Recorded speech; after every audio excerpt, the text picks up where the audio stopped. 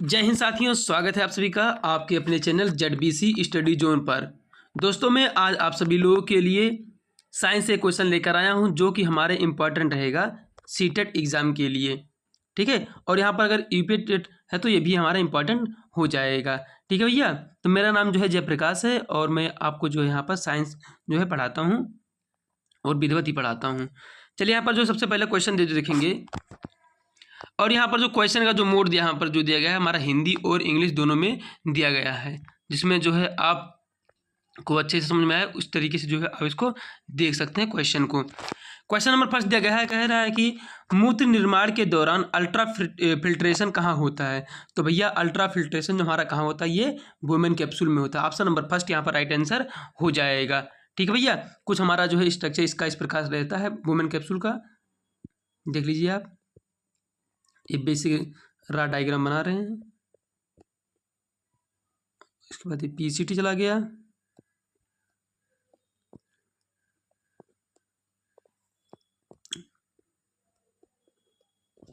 ये हो गया हमारा कलेक्टिंग डक्ट,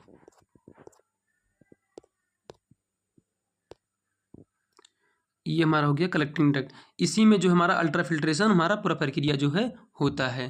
ठीक है, इसको बोलते हैं वुमेन कैप्सूल बोलते हैं। क्या बोलते हैं इसको? वुमेन कैप्सूल, जो कि यहाँ पर लिखा हुआ है। नेक्स्ट क्वेश्चन देखेंगे, और ये जो पूरा स्ट्रक्चर हमारा होता है ये जो है किसका होता है? किडनी का होता है। नेक्स्ट क्वेश्चन रहेगा, कह रहा है कि क्वेश्चन नंबर सेकंड, निम्नलिखित में से कौन सा वनस्पति मसाला फूलों की कलियों से प्राप्त होता है। तो फूलों की कलियों से जो मसाला प्राप्त होता है उसको बोलते हैं लौंग। ऑप्शन नंबर फर्स्ट यहाँ पर राइट आंसर हो जाएगा क्लोव।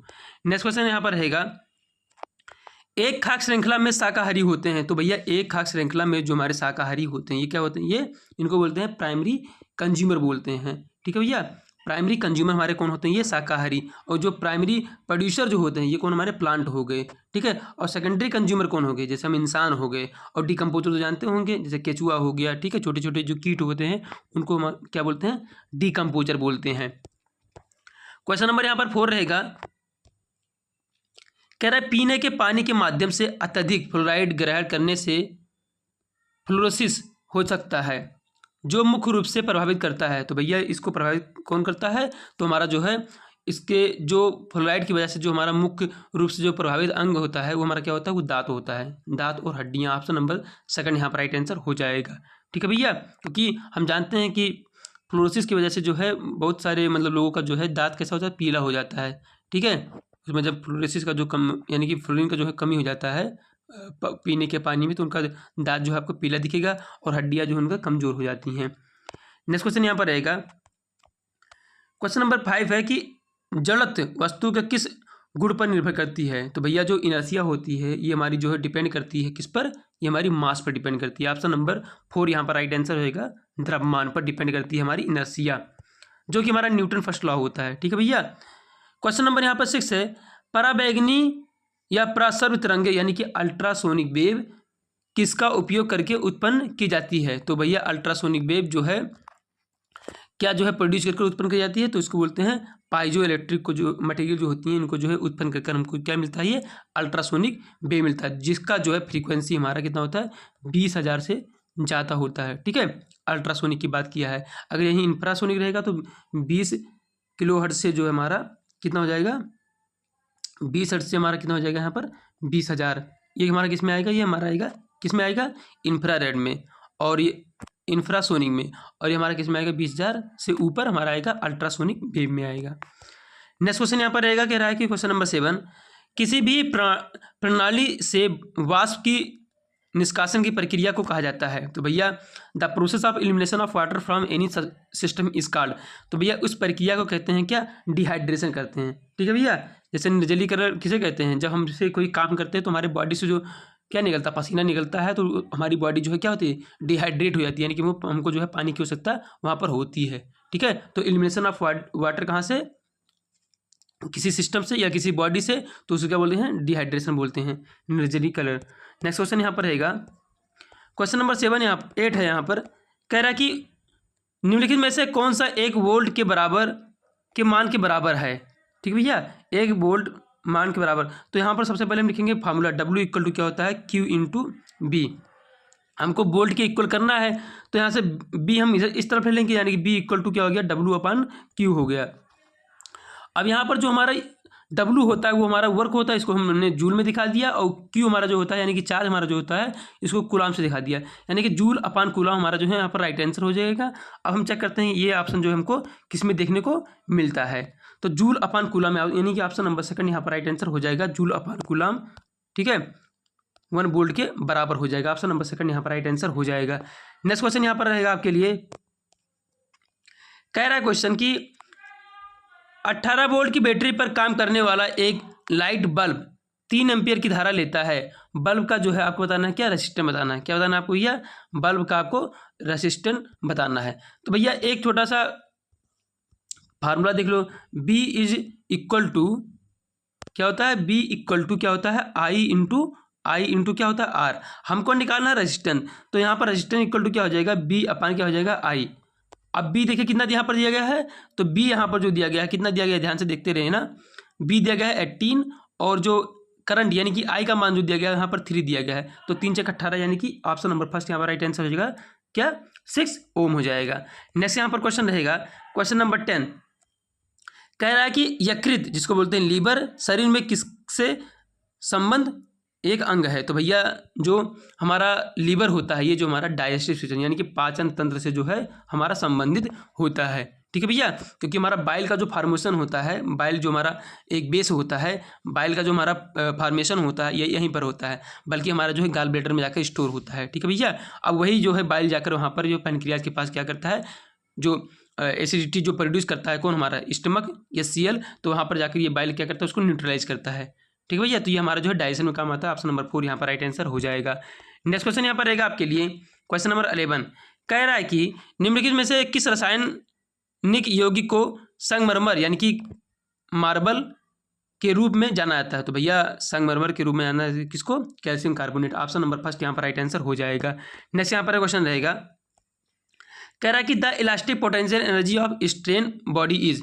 भैया पूछ रहा है कि भैया आपसे क्या पूछ रहा है, इलास्टिक पोटेंशियल एनर्जी। तो भैया इलास्टिक पोटेंशियल एनर्जी का फॉर्मूला होता है U = हाफ और स्ट्रेस इंटू क्या, स्ट्रेन, और इंटू वैल्यूम, इंटू हमारा वैल्यूम, हमारा इसका फॉर्मूला हो जाता है, ठीक है भैया। किसका, हमारा इलास्टिक पोटेंशियल एनर्जी का हमारा फॉर्मूला होता है half stress into strain into volume. Option number 4 यहाँ पर राइट आंसर हो जाएगा। नेक्स्ट क्वेश्चन यहाँ पर रहेगा, क्वेश्चन नंबर 13, कह रहा है कि फ्रीन रेफ्रिजरेंट R22 के उत्पादन में निम्नलिखित में से किस पॉलीहेलोजन यौगिक का उपयोग किया जाता है। तो भैया जो पॉलीहेलोजन का जो उपयोग किया जाता है, ठीक है, फ्रेन रेफ्रिजरेंट में R20 में, वो हमारा होता है क्या, क्लोरोफॉर्म होता है। ऑप्शन नंबर फर्स्ट यहाँ पर राइट आंसर हो जाएगा।